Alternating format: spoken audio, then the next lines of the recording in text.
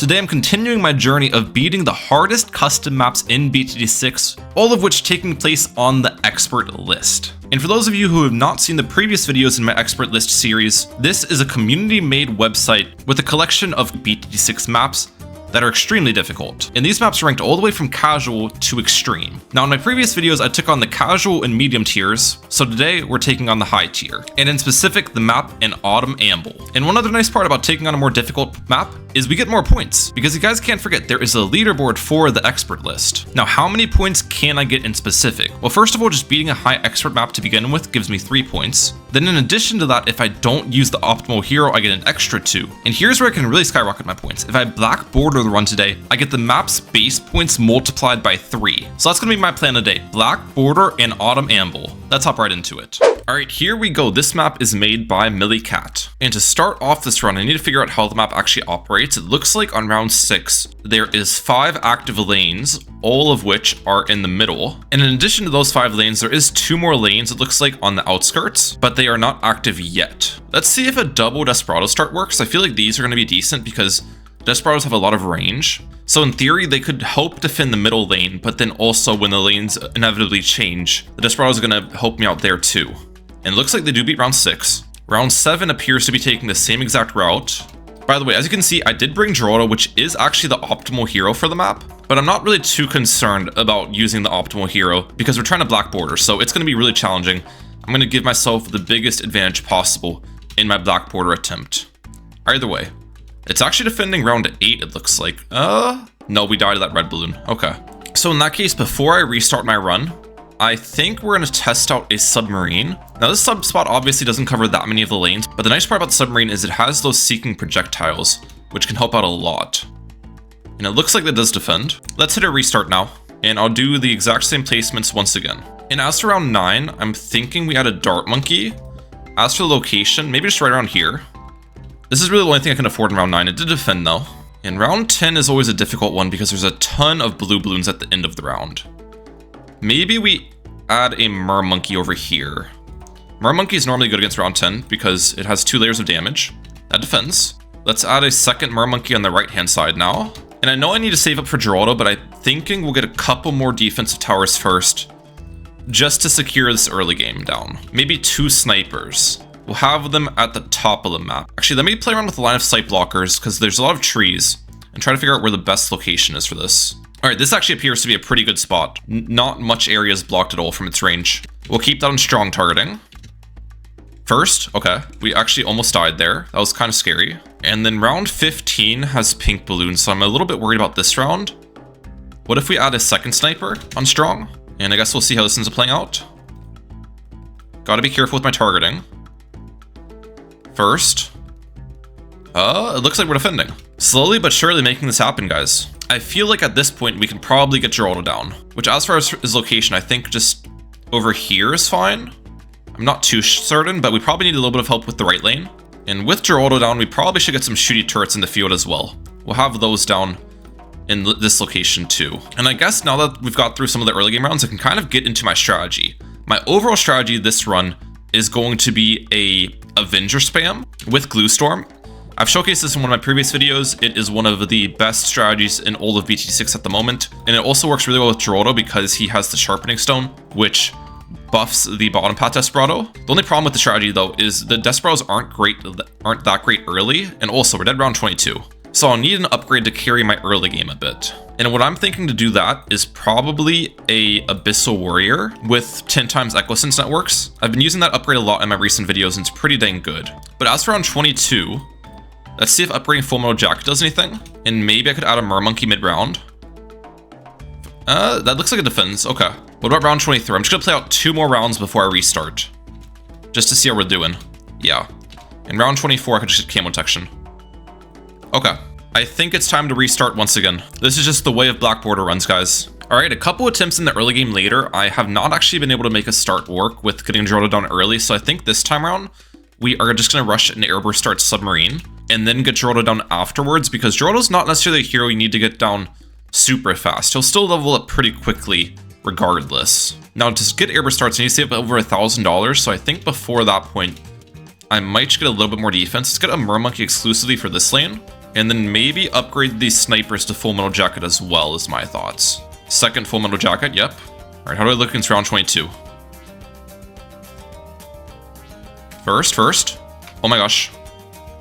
Defend that. Oh, dude, I am hanging on by a thread. These early games are always my kryptonite. It's just so easy to randomly die against something. Wait, I need camo detection. What do I get for camo? Come on, throw again. Good. And I think we have gotten the airburst starts. Just in time for round 26. And then I probably want to get advanced intel on this guy as well. Oh, look at this, by the way. The round actually did go back to the middle lane only. I wonder if it's every round number that ends in 6 or 7. I'm not even trying to joke, guys, because those are the rounds that I'm noticing are just exclusively the middle lane. And honestly, let's get Geraldo down on the left-hand side. We have the airburst starts on the right, so I think we need a little bit more defense for the left side lane. And I probably should start saving up for the Dweller now too. In addition to that, we can most likely use maybe like a couple Geraldo spikes. I don't want to use too many to the point at which saving up for stuff's going to be difficult. But 4 spikes is a good idea, especially in a black border setting. Having a little bit of safety is never a bad decision. And I'll be ready to use another spike in case I need to. Have a clutch one come in here. The 2 snipers on strong definitely help out a lot, just peeling down the higher layer balloons for us. And then we can clean up with the other towers. Okay, we've made it to round 33, which is a camo round. I think against these, I'm gonna get Echosense Network on you. And then another Echosense Network over here. Both of these Mermonkeys can see camo. On top of that, my submarine can seek to them. Now, if we still struggle, I can use a clutch spike, but I'd imagine this can defend everything. Ooh, round 35. Can I get the Dweller in time for the rainbows this round? Because there's rainbows coming out in a second. I'm a bit worried. Please? Oh, we got it. Let's go.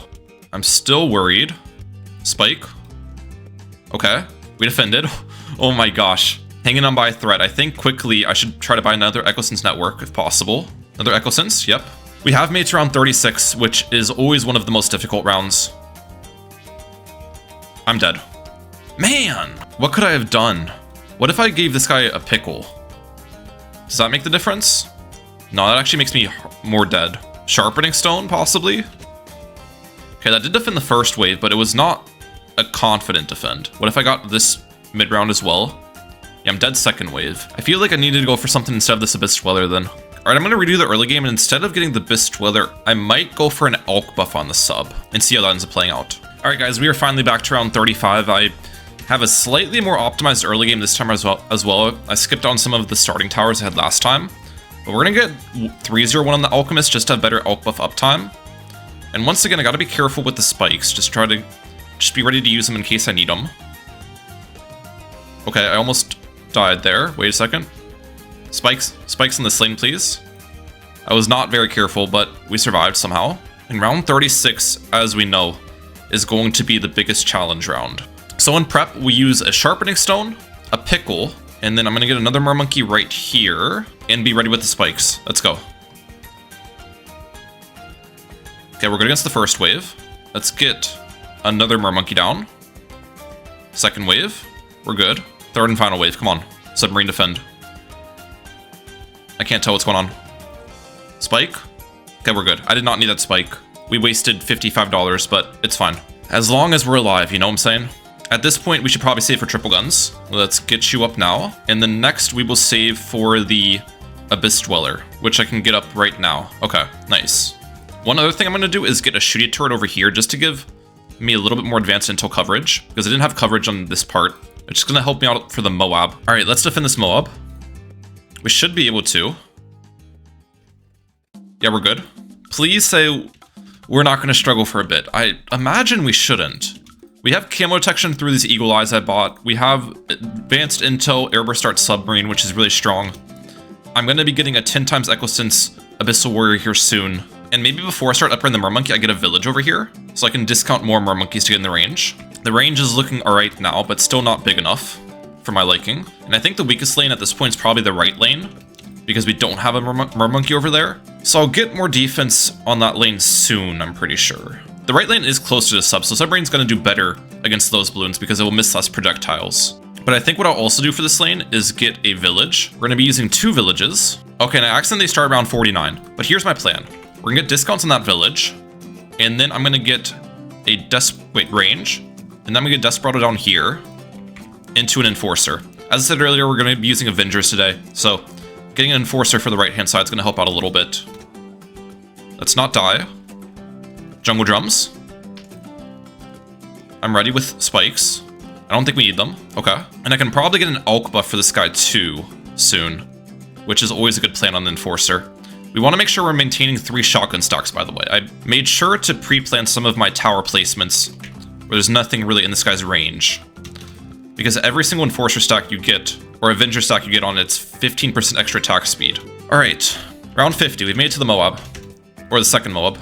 We're good against that. Probably just save for Abyssal Warrior now. I wanted to get this down before I got Abyssal Warrior, just so I had more coverage of every single lane. Second Moab? Not a problem. Imagine we could just full black border this after having my first run that passes round 40. That is normally the biggest challenge of these black border runs, getting through the early game. I'm happy we did that. Abyssal Warrior has been purchased. It's only 7 stacks still, so I do need to get 3 more Echosin stacks, which I'll be getting soon. I think I'll probably just place them up here.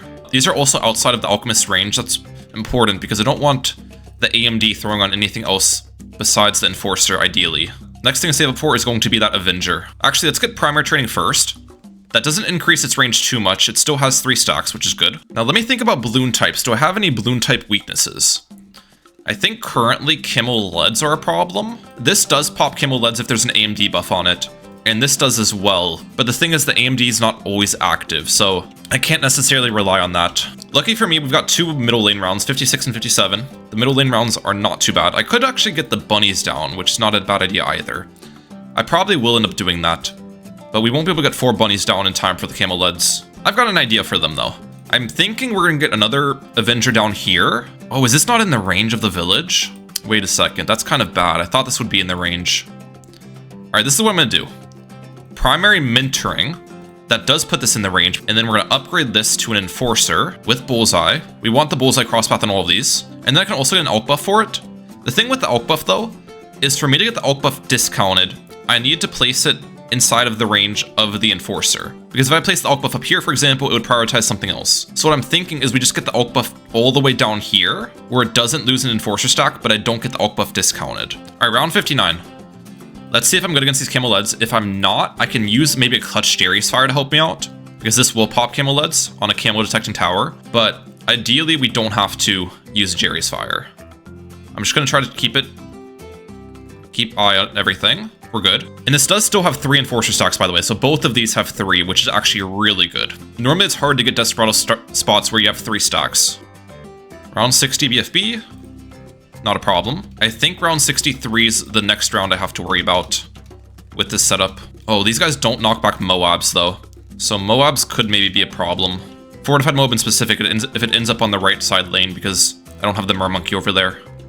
Let's see, one of them is in the middle. This should be easy to defend.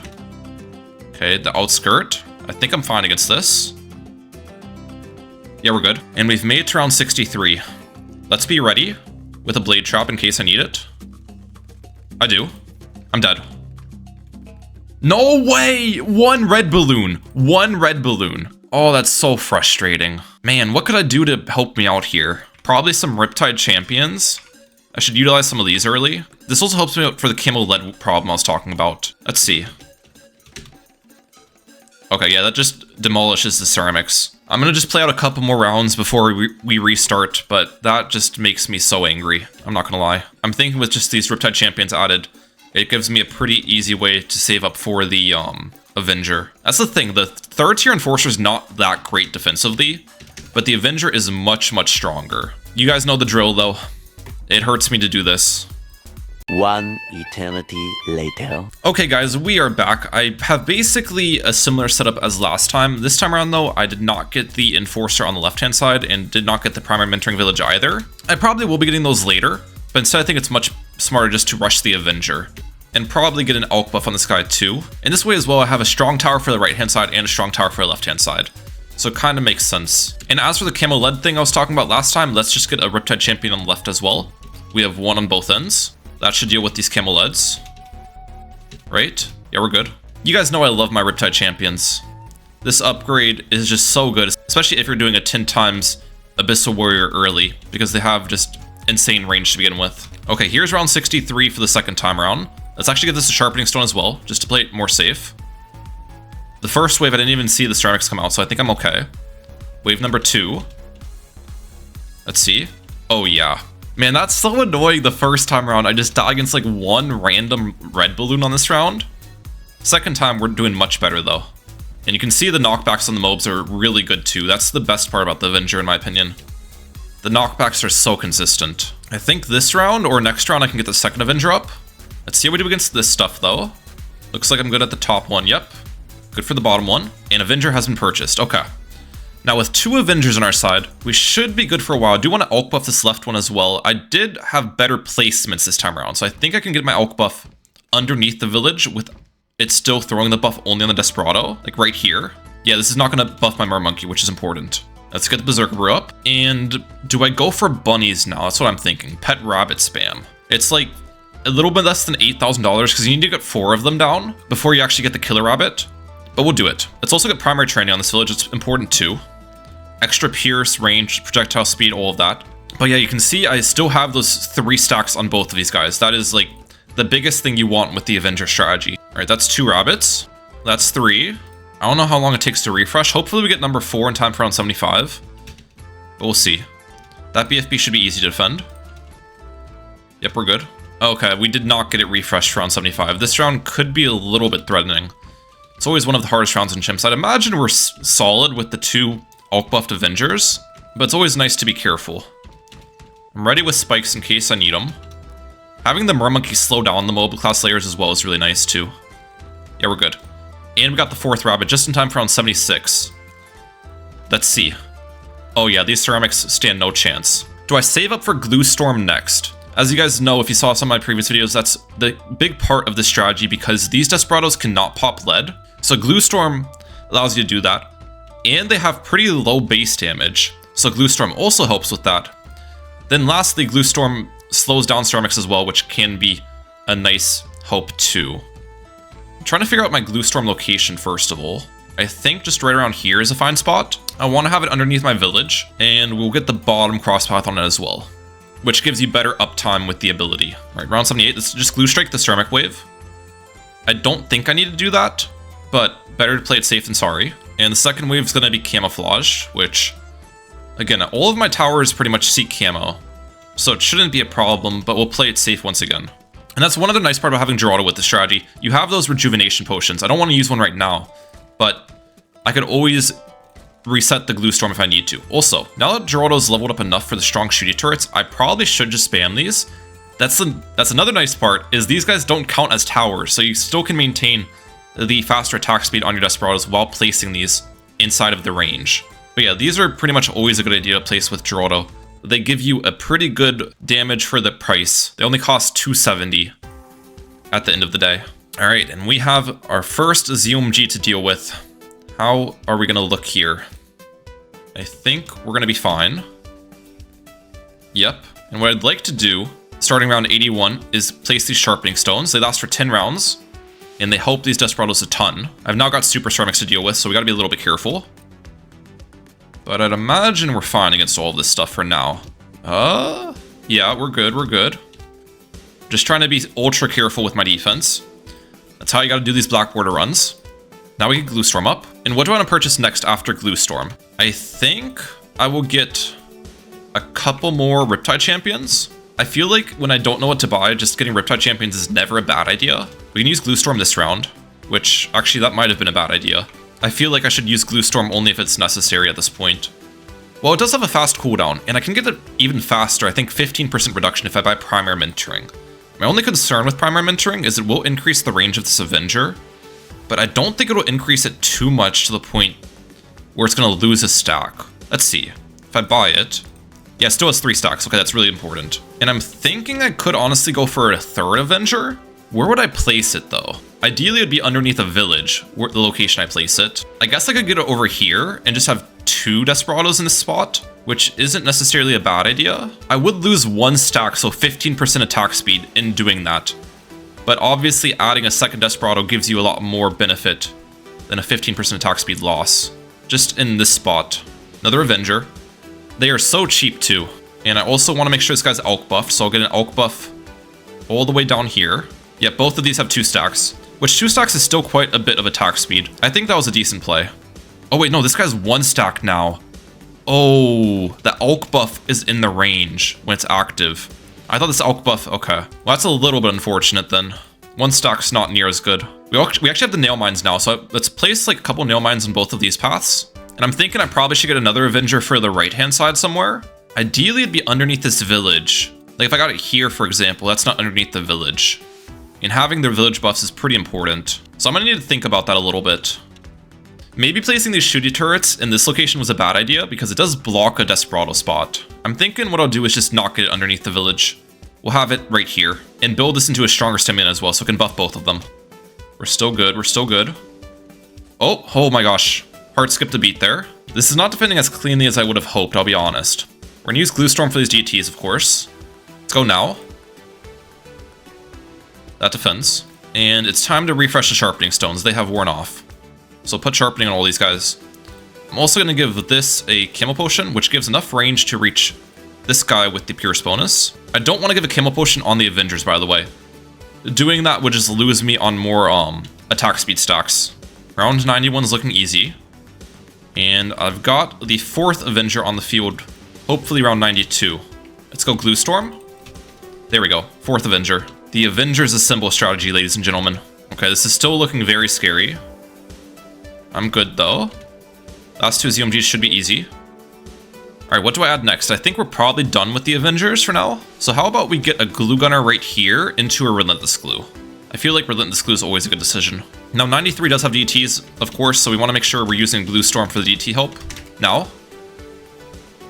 That's an easy way I could lose the entire run if I don't have Glue Storm available for DTs. Oh, let's also go for a couple of these as well. Jerry's Fires aren't a bad idea, especially when I've got Glue Storm in my strategy, which buffs the damage. I'm gonna wait a little bit before I Glue Storm this round, I think. Let's do it now. Round 94. So far, we're shredding everything. Yep. Let's get Relentless Glue on our side. And I am a little scared for round 95 DTs. Maybe I should have prepared a Sabo in hindsight. I can use some Geraldo items to help me out, though. I think I'm gonna use some Geraldo Glues. And maybe Creepy Idols. We're gonna get Geraldo restock here in a second, too, which is really nice. So I might as well go crazy with the items. Wait for the DTs to come out, then I'm gonna use these Glues. Glue Storm. Okay. Anything else I can use? Or do I need to? We're defending at the moment. We're still defending. Still defending. Yes. I don't even know what I would use to save my life. It looks like we're good. Oh my gosh. I'm about to have a heart attack, dude. These black border runs do it to me. We got a restock, which is great. Sharpening Stone on this guy. Let's just go more Jerry's Fires. I think going into the late game, I want to save 2 Genie Bottles for round 99 and 100. And I think we'll play out round 96. I'll have like 10k more to spend for round 98, which is good. Oh yeah, 96 is a middle lane round. Okay, which means round 96 and round 97 should be actually really easy for my setup.